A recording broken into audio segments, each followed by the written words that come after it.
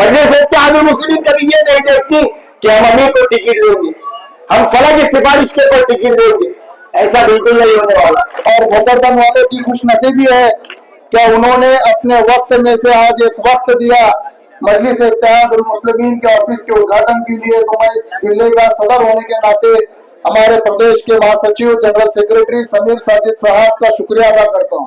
जमात के साथ जुड़ता हमारे सदर का नाम है असद और असद के मायने शेर, और ये शेर के सारे सिपाही है, सारे के सारे तो निकले हैं हमारे महाराष्ट्र प्रदेश महासचिव समीर साजिद बिल्डर साहब के साथ में पूरे महाराष्ट्र का जो है तो दौरा किया जा रहा है। उसके जहां जहां पे अपनी तादाद है, जहां जहां हम लड़ सकते हैं, ऐसे जगह पे अल्हम्दुलिल्लाह मजलिस जो है तो अपने उम्मीदवार मैदान में उतारने वाली है और पूरी ताकत के साथ, पूरी शिद्दत के साथ जो है तो इलेक्शन लड़ा जाने वाला है। तो अजान का मसला हो, मुसलमानों के हर किसी मसले में जो है तो हमको सबसे पहले एमआई में आ जाती, लेकिन वोटिंग के टाइम जो है तो हमको जो है तो सेकुलर पार्टी याद आती। तमाम नौजवानों को ये इत्मीनान दिलाना चाहता हूँ, ये यकीन दिलाना चाहता हूँ कि मजलिस इत्तेहादुल मुस्लिमीन हर वक्त तुम्हारे साथ में रहेंगी इंशाअल्लाह ताला। पिछले दिनों में सत्तार सेठ ने भी आपके तालुके की पानी करी। मैं सत्तार भाई को भी ये पैगाम देना चाहूंगा कि साहब शेतकरी बड़े परेशान है, चाहे वो मुसलमान हो, एससी हो, ओबीसी हो या हमारे मराठा भाई हो, उनको हक दिलाने के लिए हम लोग कोशिशें कर रहे हैं। आज जो है तो हमारा प्रोग्राम बोरगांव, घाटनांद्रा, भराड़ी इस तरीके से रूट बना के हमको आगे एजेंडे से रूट बना के भोकरदन जाना है। तो इस तरीके से आप यहाँ पर ये जो तो प्रोग्राम ये हुआ, आप सब जानते हैं आज के हमारे हालात को और दौर को। जिस तरीके से यहाँ पर समीर साजिद साहब पूरे तालुके का, पूरे जिले का, पूरे महाराष्ट्र का दौरा कर रहे हैं, जिस तरीके से मुसलमानों को सताया जा रहा है, और समीर साजिद साहब वो पार्टी के नुमाइंदे कि आप जानते हैं जो गरीबों और मजलूमों की है, जो गरीबों और मजलूमों के लिए लड़ती है, गरीबों के इंसाफ के लिए लड़ती है, मजलूमों के इंसाफ के लिए लड़ती है। तो जिस तरीके से आज हमारे महाराष्ट्र भर में माहौल चल रहा है, जैसे आयला मोहम्मद बोलने के ऊपर जो है तो एफआईआर दर्ज कराने की धमकी दी जा रही है, हमारे नौजवानों को उकसाया जा रहा है। तो हम सबसे पहले आप लोगों को तो ये मेरी तो एक व्यक्तिगत राय यही है कि हम जो जब मोहम्मद सल्लल्लाहु अलैहि वसल्लम का हमको कोई अगर हमारे नाम, तो आप सब जानते हैं अगर कोई नाम का विरोध करेगा तो हम तो हमारी जान दे देंगे, लेकिन हम जो है अल्लाह मोहम्मद बोलना नहीं छोड़ेंगे, चाहे वो कोई भी हम पे गुनाह कर दे। लेकिन सबसे पहले जो है तो हमको हमारा किरदार, अगर हमको मोहम्मद सल्लल्लाहु अलैहि वसल्लम के किरदार के ऊपर चलना है तो हमको जो है तो अपने अंदर से जो है तो उसको बदलना होगा। हमको हमारे नबी ने क्या सिखा के गए, हमारे नबी का तरीका क्या था, हमारे नबी का किरदार क्या था, हमारे नबी का तिजारत करने का तरीका क्या था, लोगों से मिलने का तरीका क्या था, पड़ोसों के किस तरीके से हुकूक सिखाए गए। तो इस किरदार को सबसे पहले हमारे अंदर लाना पड़ेगा। तो यकीनन जब हम हमारे नबी की सुन्नत हमारे अंदर लाएंगे तो ये हमारे ऊपर दूसरे लोग ऑब्जेक्शन तो लेना छोड़ो, हमारे को देखकर जो है तो वो खुद ईमान में दाखिल होना शुरू हो जाएगी। और दूसरी तरीके से मैं ज्यादा बात नहीं करना चाहता हूँ, लेकिन हमारे तालुके में जिस तरीके से आज अतिवृष्टि, पानी गिरा है, पानी गिरने के बाद जो है तो जिस तरीके से आज नुकसान हुआ है, आज इस एरिया में अंबाई, घाटनांद्रा, बोरगांव, इसी के ऊपर जो है तो बारिश ने काफी नुकसान पहुंचाई है। और उसी के नुकसान की वजह से यहाँ पर जो है तो काफी लोगों का नुकसान हुआ है। कभी गरीब लोगों के जो है तो किसी के घर बह गए, किसी की झोपड़े बह गए, किसी की फसलें तबाह हो गई।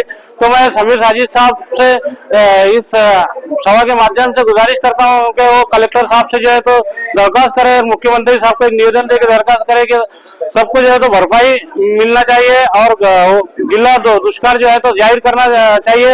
अगर सरकार ऐसा नहीं करती तो हम एमआईएम की तरफ से एक बहुत बड़ा आंदोलन चलाएंगे और उस आंदोलन में आप सभी को शामिल होना होगा।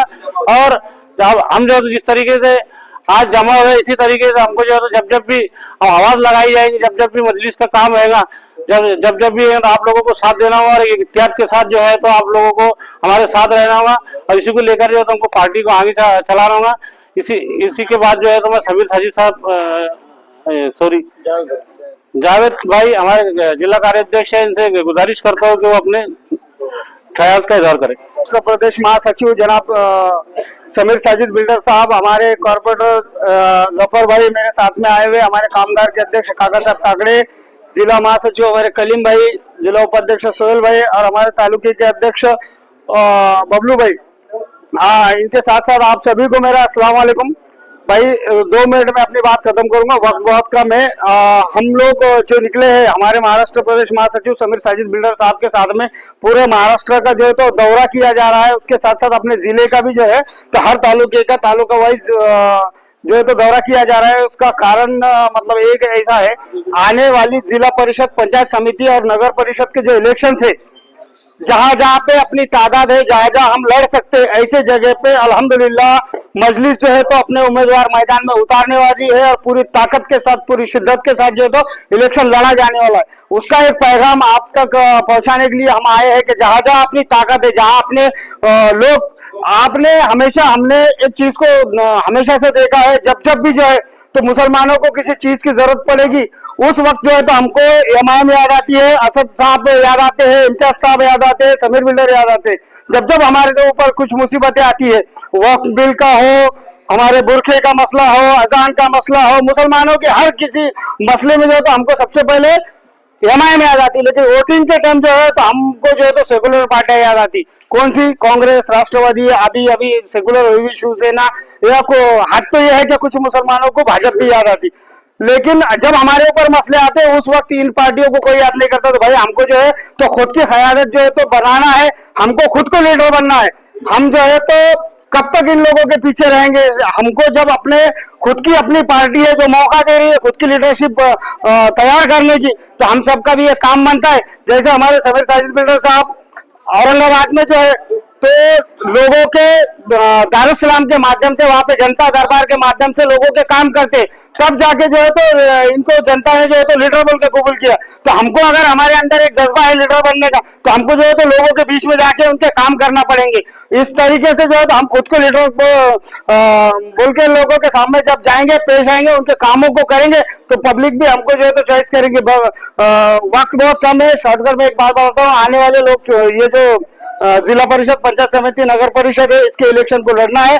जहां जहां से हमारे उम्मीदवार चुन के आ सकते हैं, ऐसी जगह का हमारे समीर भाई के पास आके, औरंगाबाद में आके जो है तो आप नाम पेश कीजिए, आपके बीच में से ही उम्मीदवारों को दिया जाएगा।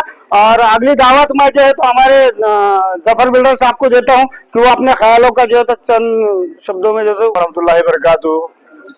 अजीज तरीन साथियों, यहाँ पर शहर हसीन पे तशरीफ फरमा हमारे समीर साजिद बिल्डर साहब, बबलू भाई, जावेद भाई, काका साहब काकड़े, हमारे कलीम भाई, सोहेल भाई, और यहाँ पे आए हुए तमाम अंबई की आवाम को मैं ये कहना चाहता हूँ कि यहाँ पर जब हम आए, समीर भाई तो यहाँ पर बच्चे बता रहे थे कि यहाँ के बच्चों को, हमारे को कोई सपोर्ट नहीं है। तो मैं यहाँ के तमाम नौजवानों को ये इत्मीनान दिलाना चाहता हूँ, ये यकीन दिलाना चाहता हूँ कि मजलिस इत्तेहादुल मुस्लिमीन हर वक्त तुम्हारे साथ में रहेंगी इंशाअल्लाह ताला। जब कभी जुल्म सितम की बात आएंगी, मजलिस इत्तेहादुल मुस्लिमीन की पूरी टीम, हमारी पूरी टीम औरंगाबाद से अंबई आने के लिए जितना वक्त लगता है, इतने वक्त में हम तुम्हारे पास में पहुंचेंगे इंशाअल्लाह ताला।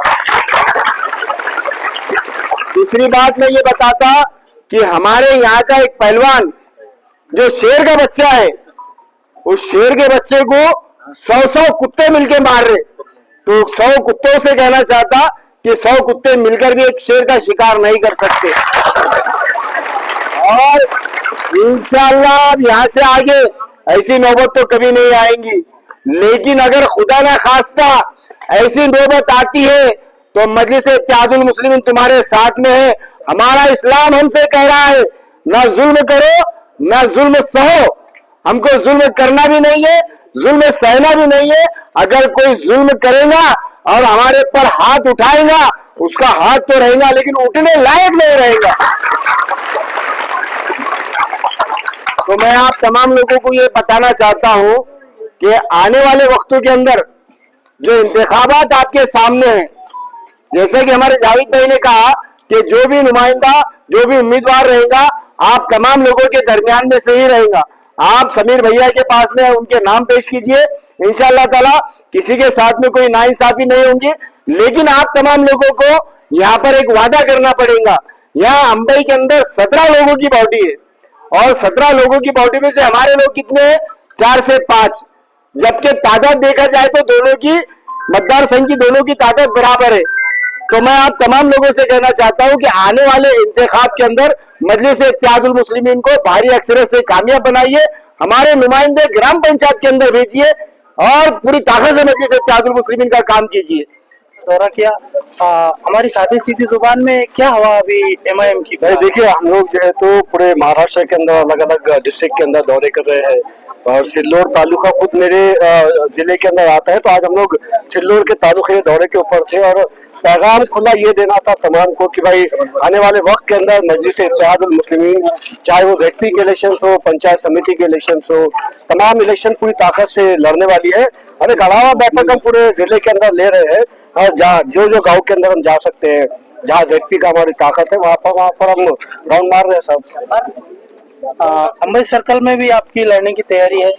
भाई देखिए, आपके जरिए अंबई सर्कल के तमाम जो सेक्युलर जहन रखने वालों को ये पैगाम मैं देना चाहता हूँ कि अंबई ZP सर्कल के अंदर 60% से ज्यादा मुस्लिम आबादी है। इसके बाद भी क्या बात है कि पिछले 50-60 सालों के अंदर ना कांग्रेस ने, ना NCP ने, ना किसी और पॉलिटिकल जमात ने किसी मुसलमान को ZP का कैंडिडेट बनाकर क्यों प्रोड्यूस नहीं किया साहब? क्यों कोशिश नहीं की कि मुसलमानों की भी आवाज अंबई सर्कल के अंदर बनाई जाए? मुसलमानों को बस इसके तक रख दिया साहब, आप पंचायत समिति लड़ लो, आप ग्राम पंचायत लड़ लो और वहीं पे आप खत्म हो जाओ। मुसलमानों को ZP का कैंडिडेट ये लोग नहीं बनाते। यही तो बात हम पूरे जिले के अंदर कह रहे हैं। आज औरंगाबाद के अंदर नहीं बल्कि पूरे डिस्ट्रिक्ट के अंदर साहब कितने मुस्लिम ZP मेंबर्स है? एक है साहब, बड़ी शर्म की बात है, सिर्फ एक ZP मेंबर है। तो ये चीज बदलने की जरूरत है और इंशाल्लाह इस बार हम बदलाव जरूर देखेंगे। और दूसरी एक बात थी कि आपने आज आपके दौरे के दरमियान आप कुछ किसानों से भी मिले, जिन लोगों का नुकसान हुआ उनसे भी मिले। सरकार ने जो किसानों को मुआवजा दिया है वो किसानों का कहीं ना कहीं कहना है कि वो कम पड़ रहा है, क्योंकि फसलों के साथ साथ किसानों की खेतियों का भी नुकसान हुआ है। अगर किसानों को उनके जितना उनको चाहिए उतना मुआवजा नहीं मिलता है तो इसके लिए MIM पार्टी क्या करेगी? भाई देखिए, सबसे पहले तो पूरे आपके तालुके के अंदर ही नहीं, पूरे डिस्ट्रिक्ट में, पूरे महाराष्ट्र में बारिश की वजह से जहाँ जहाँ जो है तो फसल बर्बाद हुई है, घर टूटे हैं, मकान बिखरे हैं, तो उनको जो है तो सरकार की तरफ से मुआवजा दिया जाना चाहिए। और इसके लिए हम प्रयत्न भी कर रहे हैं। डिस्ट्रिक्ट के अलग अलग तालुके के अंदर जाकर हम लोग पानी भी कर रहे हैं। पिछले दिनों में सत्तार सेठ ने भी आपके तालुके की पानी करी। मैं सत्तार भाई को भी ये पैगाम देना चाहूंगा कि साहब शेतकरी बड़े परेशान है, चाहे वो मुसलमान हो, SC हो, OBC हो या हमारे मराठा भाई हो, उनको हक दिलाने के लिए हम लोग कोशिशें कर रहे हैं। जहां आपको हमारी जरूरत पड़ी बिल्कुल बताइएगा, इंशाल्लाह हम आपके साथ कदम से कदम मिलाकर शेतकरियों को उनका हक मिले इसके लिए कोशिश करेंगे। और हम पर्सनली कलेक्टर साहब से मुलाकात करके उनको ये पैगाम देने वाले हैं कि औरंगाबाद डिस्ट्रिक्ट के अंदर जो शेतकरियों का नुकसान हुआ है, सिर्फ खेती का ही नहीं साहब, घर के भी नुकसान हुए हैं। घर के घर बह के गए हैं, कई सारे जानवर बहकर गए हैं, किसानों के हमारे बैल बहकर गए हैं, तो उसका भी मुआवजा किसानों को मिलना चाहिए। बहुत बहुत शुक्रिया आपका कीमती वक्त देने के लिए। Thank you sir. बुजुर्गों की दुआ लेकर, माँ बहनों की दुआओं को लेकर एक एक गांव घूम रहा है, एक एक शहर घूम रहा है। उस शख्सियत का नाम समीर साजिद बिल्डर साहब। और भोकरदन वालों की खुशनसीबी है क्या उन्होंने अपने वक्त में से आज एक वक्त दिया मजलिस इत्तेहादुल मुस्लिमीन के ऑफिस के उद्घाटन के लिए। तो मैं इस जिले का सदर होने के नाते हमारे प्रदेश के महासचिव जनरल सेक्रेटरी समीर साजिद साहब का शुक्रिया अदा करता हूँ। उन्हीं के साथ साथ औरंगाबाद के कॉर्पोरेटर जो हमेशा अपने कामों को लेकर चर्चा में रहते हैं।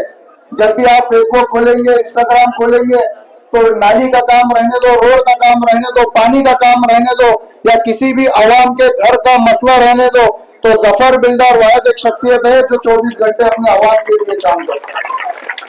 और अभी अभी आपने जिनको सुना है, बहुत से खाकी चड्डी वाले हैं और बहुत से सेकुलर बोलने वाले लोग हैं कि हम कांग्रेस में, हम राष्ट्रवादी में, लेकिन वो शख्स ये नारा नहीं दे सकता जो हमारा भाई काका साहब ठाकरे ने जो आप लोगों के दरमियान। अरे जिगर लगता है, जिगर मजलिस वाले के साथ जुड़ता तो जमात के साथ जुड़ता। हमारे सदर का नाम है असद और असद के मायने शेर, और ये शेर के सारे सिपाही है, सारे के सारे। तो मैं आप लोगों से गुजारिश करता हूँ कि हमारे काका साहब काबे का एक बार जोरदार तालियों के साथ आप इस्तेमाल करें। जो नफरत भोकरदन के अंदर पेरी जा रही है, जो नफरत भोकरदन के अंदर पैदा करने की कोशिश कर रहे हैं, उसको थप्पड़ मारने का काम अगर किसी ने किया है तो इस स्टेज से काका साहब काकड़े ने किया। आप लोगों को मालूम है किस तरीके से भोकरदन का और जालना जिले का शहर का वातावरण खराब करने की कोशिश की जा रही है। क्या हुआ पिछले दिनों में? पहाड़ को खोदते गए खोदते गए खोदते गए, उनको लगा कि दूसरा कोई निकलेगा, लेकिन खोदा पहाड़ और निकला।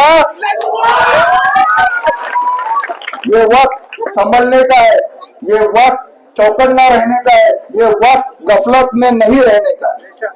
आपके साथ जमात खड़े हुए। अनवर में इसके पहले हाफिज साहब को मस्जिद के अंदर मारा गया, उनकी दाढ़ी लोची गई। समीर भाई, जमात ने उस अंदर आकर, जमात ने आगे आकर उनको इंसाफ दिलाने का काम किया। उसके बाद उसी अनवर शहर में जामिन लेने का काम जो जमात के जालना के जिम्मेदारों ने वहां पर किया। हम हमेशा आपके अच्छे वक्त में नहीं रहेंगे, लेकिन आपके बुरे वक्त में आपका भाई और आपका दोस्त समझ कर तो हम आपके साथ मौजूद रहेंगे। इसी के साथ मैं भोकरदन के जिम्मेदारों से गुजारिश करता हूं कि आपने आज ये ऑफिस खोला है तो आप आवाम के दरमियान में जाइए, आवाम के मसले मसाइलों को उठाइए और उनके कामों को अपना काम समझकर जो है तो आप काम कीजिए।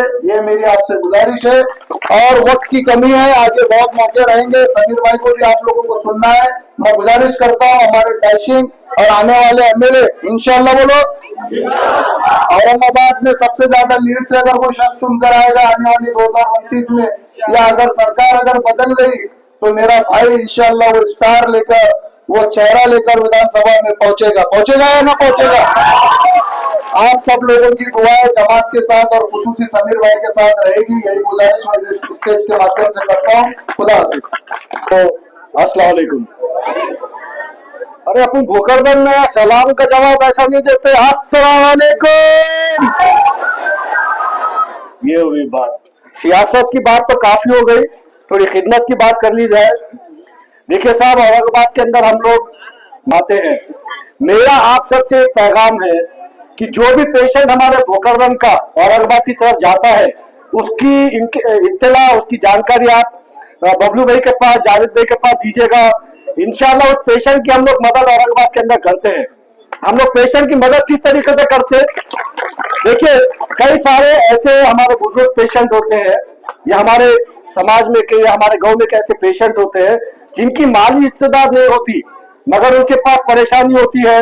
उसका बाईपास का मामला होता है, एंजियोग्राफी होती है, एंजियोप्लास्टिक होती है, या उसका ऑर्थोपेडिक का कोई मामला होता है। तो ऐसे पेशेंट की मदद हम लोग औरंगाबाद में करते हैं।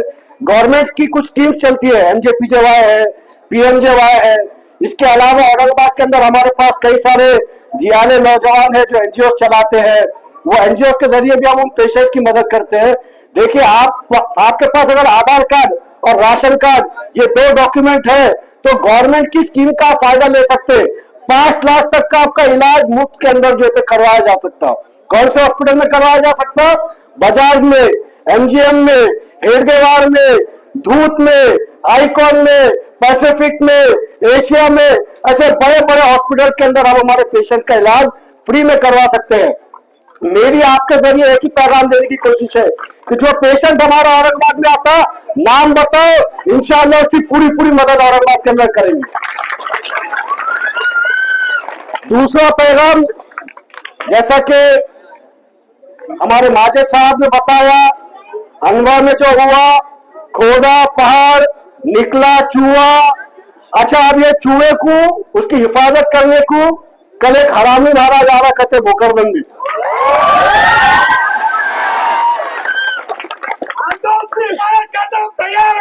सुनिए साहब, इसको अगर जवाब देना है तो एक तरीके से जवाब दीजिएगा। भोकरदन के अंदर हिंदू मुस्लिम एकता कायम रहे, भोकरदन के अंदर लॉ एंड ऑर्डर बरकरार रहे। ये आप करेंगे तो उस सुवरगिरी महाराज के मुंह के ऊपर थप्पड़ बैठेगा। अगर भोकरदन का माहौल खराब होगा तो ये जो हरामी महाराज आ रहा है, जो साजिश करने के लिए आ रहा है, वो अपनी साजिश में कामयाब हो जाएगा। अगर अमन बरकरार रहेगा तो इस हरामी महाराज के मुंह के ऊपर थप्पड़ बैठेगा। बताओ भोकरदन के नौजवानों, कल क्या करोगे? अमन बरकरार रखोगे? भोकरदन के अंदर अमन बरकरार रखना आपकी और मेरी जिम्मेदारी है। मैं पुलिस डिपार्टमेंट से इस मंच के जरिए ये गुजारिश करता हूं कि ये जो हरामी महाराज भोकरदन के अंदर माहौल खराब करने के लिए आ रहा है, इसको रोकिए, इसकी जबान के ऊपर लगाम लगाइए। अगर आप लगाम नहीं लगाएंगे और कल उस स्टेज के ऊपर से बकवास की जाएगी तो इससे बड़ा मजमा ठहराएंगे भोकरदन के अंदर और जवाब देने के लिए आएंगे। वक्त की कमी है, इसलिए बात कम करते हुए अपना अगला पैगाम देकर मैं अपनी जगह ले लूंगा। कानपुर के अंदर आई लव मोहम्मद के बैनर लगाए गए, उसके ऊपर गुना दाखिल किए गए।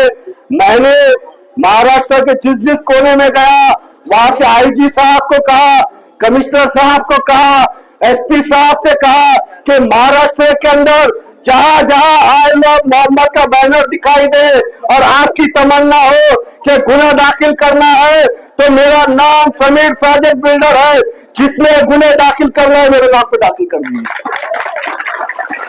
मुसलमान अपनी हर साख के साथ, मुसलमान अपनी हर साख के साथ कहता है आई लव मोहम्मद रसूलुल्लाह सल्लल्लाहु अलैहि वसल्लम।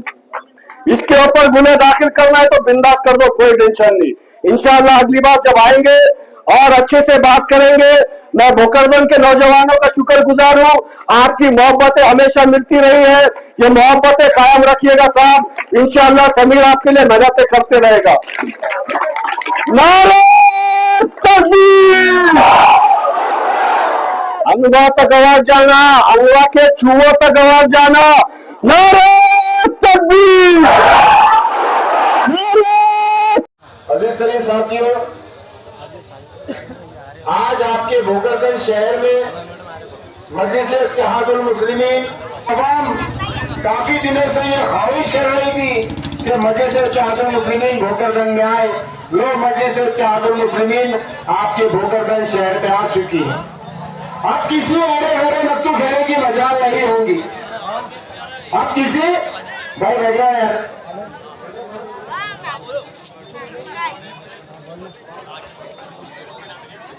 अब किसी अरे गरे नत्तू घेरे की मजाल नहीं होगी कि हमारे नौजवानों के ऊपर हाथ लगाए, हमारे नौजवानों पे हाथ उठाए। हमें मालूम हुआ है कि अंबई के तांडा में कुश्तियों के दरमियान 100 से ज्यादा कुत्तों ने मिलकर एक शेर पर हमला किया है। लेकिन मैं आप तमाम लोगों को बताना चाहता हूं कि 100 कुत्ते तो क्या 1000 कुत्ते मिलकर भी एक शेर का मुकाबला नहीं कर सकते। और आप लोगों को साफ तरीके से बता देना चाहता हूं कि हम मजहब इस्लाम से ताल्लुक रखते हैं और मजहब इस्लाम हमको इस बात की इजाजत देता है कि हम ना किसी पर जुल्म करें, ना किसी तरह से हम जुल्म को सहें। जिस तरह का वाकया अंबई के तांडा में पेश आया है, मैं उन लोगों से कह देना चाहता हूं कि अगर तुम लोगों ने दोबारा इस तरह से हमारे नौजवानों पर हाथ उठाने की कोशिश की तो याद रखो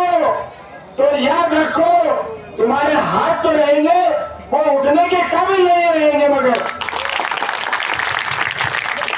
अगर साथियों, ये जालिमाना हुकूमत और ये हुकूमतों के जो मंसूबे हैं, ये जो काले कानून दिन ब दिन लेकर आ रहे हैं, जफर बिल्डरिया खड़ा हुआ है और चीख कर कहता है I love Mohammed, I love Mohammed, we love Mohammed. अगर तुमको मुकदमा दर्ज करना है कर दो, जेल की सलाखों के पीछे डालना है डाल दो, तैयार खड़े हुए हम, हमारे से जेलों को भर दो। जेलों में भी हम जाकर यही कहेंगे I love Mohammed, I love Mohammed, we love Mohammed. आखिरी सांसों तक कहेंगे, मरते दम तक कहेंगे, कब्र में जाने तक के कहेंगे आई लव मोहम्मद। और जो ये आई लव मोहम्मद कहने पर तुमने जो सजा मुतय्यन की है ना, मुकदमे दर्ज करना, जेल की सलाखों के पीछे डाल देना, ये बहुत छोटी सजा है। अगर आई लव मोहम्मद के बदले हुकूमतें हमारे आबो अजदाद की जमीनों को हड़पना चाहते हैं। याद रखो, ये काले कानून के जरिए से ये हमारे जमीनों को तो हड़पना चाहते हैं, साथ ही साथ हमारे मसाजिद को हड़प करना चाहते हैं, हमारे कब्रिस्तानों को हड़प करना चाहते हैं, हमारे खानकाहों को हड़प करना चाहते हैं, हमारे उन मदरसों को हड़प करना चाहते हैं जहां से दीन के नौबहाल पैदा होते हैं, जहां से उलमाए इकराम पैदा होते हैं। और ये सब इनकी कोशिश है कि किसी तरह से इस्लाम को मिटाया जाए।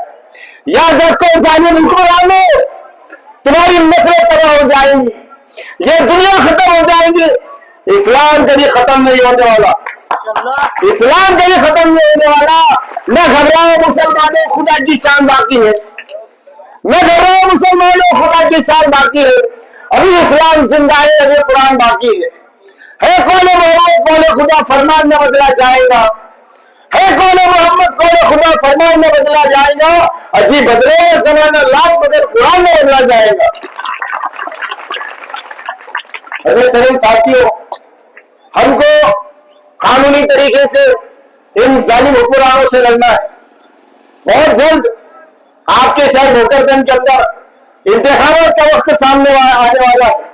अगर आप चाहते हैं कि हमारे किसी भाई को कोई भी ऐरा घेरा नत्थु घेरा आकर उसके ऊपर हाथ ना उठाए, उसको जुल्म का शिकार ना बनाए, अगर आप चाहते हैं ऐसा दोबारा ना हो, तो मजलिस इत्तेहादुल मुस्लिमीन को ताकत दीजिए, असदुद्दीन ओवैसी साहब को ताकत दीजिए, इम्तियाज जलील साहब को ताकत दीजिए। और मैं आपको यकीन दिलाता हूं, मजलिस इत्तेहादुल मुस्लिमीन के जानिब से भोकरदन शहर के अंदर जो भी उम्मीदवार रहेंगे वो आप लोगों के दरमियान में से रहेंगे, आप लोगों के दरमियान में से रहेंगे। मजलिस इत्तेहादुल मुस्लिमीन कभी ये नहीं देखती कि हम अमीर को टिकट देंगे, हम फला की सिफारिश के ऊपर टिकट देंगे, ऐसा बिल्कुल नहीं होने वाला। जिसमें काबिलियत होगी टिकट उसको मिलेगा, चाहे वो गरीब हो, चाहे किसी तबके से हो। मजलिस इत्तेहादुल मुस्लिमीन कभी किसी के साथ में नाइंसाफी नहीं होती। अजीज तरीन साथियों, इंतखाब के वक्त में बहुत सारी सेकुलर जमातें, बहुत सारी सेकुलर पार्टियां सेकुलरिज्म का चेहरा ओढ़कर, सेकुलरिज्म का नकाब लगाकर आप लोगों के दरमियान में आएंगी और अपने वोट का मुतालबा करेंगी। क्योंकि मुसलमानों का वोट लेना इनको लगता है कि बुलबुले के जैसा वोट है, आसानी से मिल जाएगा। लेकिन बाबा, अभी ये अवाम बहुत समझदार हो चुकी है, ये मजलिस इत्तेहादुल मुस्लिमीन के अलावा कहीं भी नहीं जाने वाली, ये असदुद्दीन ओवैसी साहब को वोट देने वाली। अजीज तरीन साथियों, हम 12 देखते हैं, ये सेकुलर जमात जो अपने आप को कहलवाते हैं, चाहे फिर वो राष्ट्रवादी हो, चाहे वो कांग्रेस पार्टी हो, चाहे वो शिवसेना की पार्टी हो, उद्धव ठाकरे की पार्टी हो, चाहे वो राष्ट्रवादी अजित पवार की हो, चाहे वो राष्ट्रवादी शरद पवार की हो, ये तमाम लोग मुसलमानों से वोटों का मुतालबा करते हैं। लेकिन जब विधानसभा के अंदर मुसलमानों के हक में बात करने की बारी आती है, सारे लोगों की जबानें बंद हो जाती है। लेकिन ऐसे वक्त में अगर किसी की आवाज उठती है तो वो सिर्फ मेरे कायद अलहाज बैरिस्टर असदुद्दीन ओवैसी साहब की आवाज उठती है। 3 तलाक पर कौन बोला? बोलो, कौन बोला 3 तलाक पर? कौन बोला? असदुद्दीन ओवैसी साहब बोले। वक्फ बोर्ड पर कौन बोला? असदुद्दीन ओवैसी साहब बोले। हिजाब पर कौन बोला? असदुद्दीन ओवैसी साहब बोले। तमाम चीजों के ऊपर अगर ऐसे साहब बोलेंगे तो ये जो सेकुलर जमातें जो हमारे वोटों का मुतालबा करती है, ये कहा जाएगी। कोई गुस्ताखी करता है तो महाराष्ट्र के सदर जनाब इम्तियाज जलील साहब औरंगाबाद से मुंबई की तरफ कूच करते हैं और एक शानदार रैली निकालते हैं। उस रैली के अंदर लाखों लोग शिरकत करते हैं और हुकूमतों तक के ये पैगाम पहुंचा देते हैं कि हमारे इस नबी की शान में हम गुस्ताखी बिल्कुल बर्दाश्त नहीं करने वाले। तो अजीज तरीन साथियों, आने वाले वक्तों के अंदर इंतखाब अनकरीब है। इंशाअल्लाह ताला भोकरदन की शहर की नगर पालिका के ऊपर मजलिस इत्तेहादुल मुस्लिमीन का झंडा लहराएगा और आपको भोकरदन शहर से एक तारीख रखना है और तारीख ऐसी जिसका डंका सीधा सीधा हैदराबाद तक के पहुंचे, हैदराबाद के दारुसलाम तक के पहुंचे। भोकरदन का दारुसलाम भोकरदन का दारुसलाम हैदराबाद के दारुसलाम के अंदर मशहूर हो जाए। क्या आप सब लोग इन कामों के लिए तैयार है? आपको किसको बोल रहे हैं भाई? आपको किसको रहेगा? मजलिस इत्तेहादुल मुस्लिमीन को। तो अजीज तरह साथियों, मैंने आपके सामने तमाम ये बुज़दिल और जालिमाना हुकूमत जो है इनके सारे काले चिट्टे आप लोगों के सामने रखा है। नबी सल्लल्लाहु अलैहि वसल्लम की शान